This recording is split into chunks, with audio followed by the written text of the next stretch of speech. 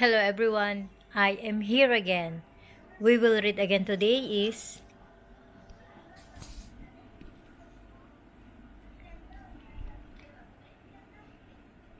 My Daily Gospel. I will read is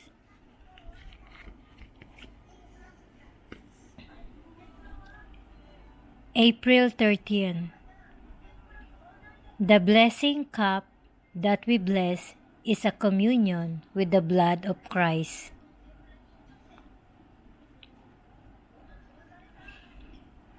John 13:1-15. Before the festival of the Passover, Jesus, knowing that his hour had come to pass from this world to the Father, having loved those who were his in the world, loved them to the end. They were at supper, and the devil had already put it into the mind of Judas Iscariot, son of Simon, to betray him. Jesus knew that the Father had put everything into his hands, and that he had come from God and was returning to God. And he got up from table, removed his outer garments, and, taking a towel, wrapped it round his waist. He then poured water into a basin and began to wash the disciples' feet and to wipe them with the towel he was wearing. He came to Simon Peter, who said to him, "Lord, are you going to wash my feet?" Jesus answered, "At the moment you do not know what I am doing, but later you will understand." "Never," said Peter. "You shall never wash my feet," Jesus replied. "If I do not wash you, you can have no share with me." Simon Peter said, "Well then, Lord, not only my feet, but my hands and my head as well." Jesus said, "No one who has had a bath needs washing. Such a person is clean all over. You too are clean, though not all of you are." He knew who was going to betray him, and that was why he said, "Though not all of you are." When he had washed their feet and put on his outer garments, again he went back to the table. "Do you understand?" he said, "what I have done to you? You call me Master and Lord, and rightly so I am. If I then, the Lord and Master, have washed your feet, you must wash each other's feet.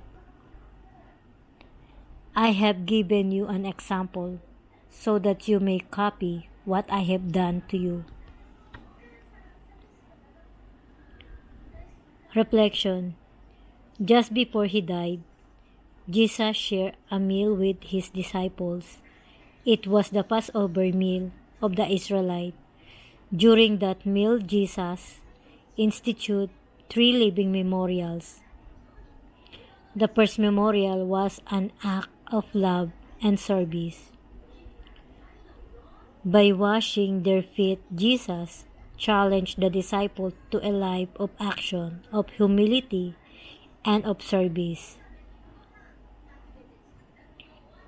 The second memorial was the Eucharist, by which Jesus offered his body and blood to the world in the form of bread and wine.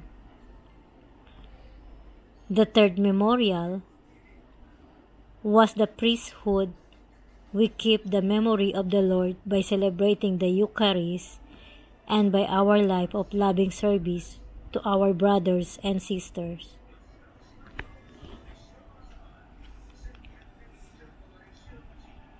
The blessing cup that we bless is a communion with the blood of Christ.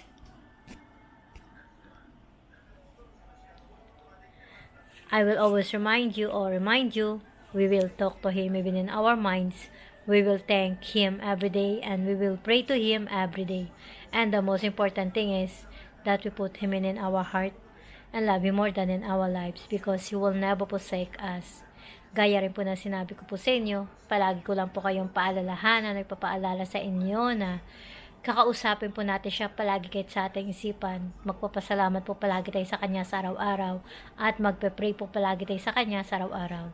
At ang pinaka-importante po, ilalagay po natin siya sa ating puso at mahalin po natin siya na higit pa sa ating buhay. Kasi hindi po niya tayo pababayaan. Today is April 13, so 2 days na lang nasa kalagitnaan na tayo at malapit na pong muli dumating ang katapusan ng buwan ng Abril. Ang bilis ng araw, di ba? Parang kailan lang.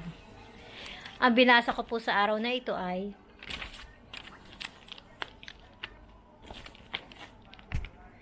the blessing cup that we bless is a communion with the blood of Christ.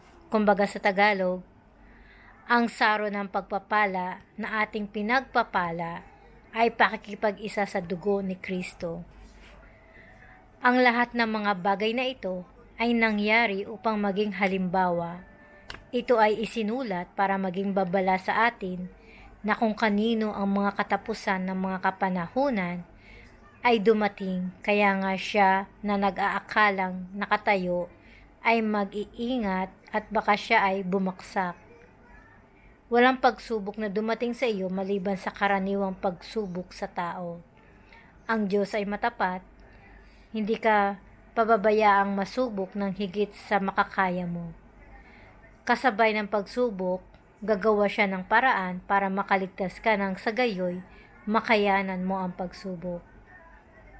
Ito lang pong masishare ko sa araw na ito, guys. Yung pagsubok na sinasabi, ito yung dumadating sa ating buhay na mapagtagumpayan natin yung pagsubok na dumating sa atin. Sa totoo lang ako, marami akong pagsubok na dumaan sa aking buhay. Kaya ako nandito ngayon, thankful ako kasi nalampasan ko yung pagsubok na ibinigay sa akin ng ating mahal na Panginoon. Kaya always thankful ako sa Kanya. Sa totoo lang, yung mga sinasabi ko sa inyo sa araw-araw, sana ganun din po yung gawin nyo, guys. Kasi totoo po yan, yung sinasabi ko. Pero syempre, bago po ulit tayo magtatapos, ay magbabati naman po tayo na may birthday sa aking Facebook. Bali, dalawa lang po sila may birthday sa araw na ito. Kaya binabati ko ng happy birthday kay Manjula Kumara. She is my, ano ba tawag dito? Basta yung dati kong kasamahan sa Radisson. Taga Sri Lankan siya. Bahala ako, di niya ako maintindihan. And happy birthday, Mandaragat PH. He is 42 years old. Ulitin ko na lang pong muli. Happy birthday again, Manjula Kumara, and happy birthday, Mandaragat PH. So, yun po guys, kaya I will always remind you, we will talk to Him even in our minds. We will thank Him every day, and we will pray to Him every day. And the most important thing is that we put Him in our heart and love Him more than in our lives because He will never forsake us. Gaya rin po na sinabi ko po sa inyo, palagi ko lang po kayong paalalahanan o ipapaalala sa inyo na kakausapin po natin siya palagi kahit sa ating isipan. Magpapasalamat po palagi tayo sa Kanya sa araw-araw at magpe-pray po palagi tayo sa Kanya sa araw-araw. At ang pinaka-importante po, ilalagay po natin siya sa ating puso at mahalin po natin siya ng higit pa sa ating buhay kasi hindi po niya tayo pababayaan. Kaya hanggang dito na lang po at maraming araw pa po tayo magkasama. God bless all po sa inyong lahat.